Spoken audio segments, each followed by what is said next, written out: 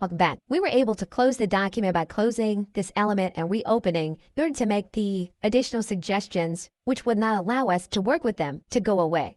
So what we're now going to do is we're going to go to this element. We're going to go to this element that says adjust the length. And for this particular document, we're going to lengthen it. So we're going to move the scale up. So far it's longer, and we're going to go to the longest that it can possibly be. Once we do that, all we'll need to do is to click enter.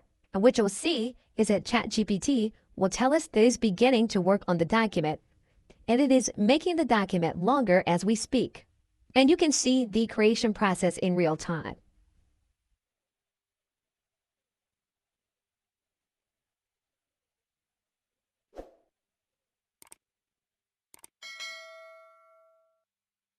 So as you can see, we can use the lengthening tool inside of ChatGPT Canvas to make our document longer than it was before.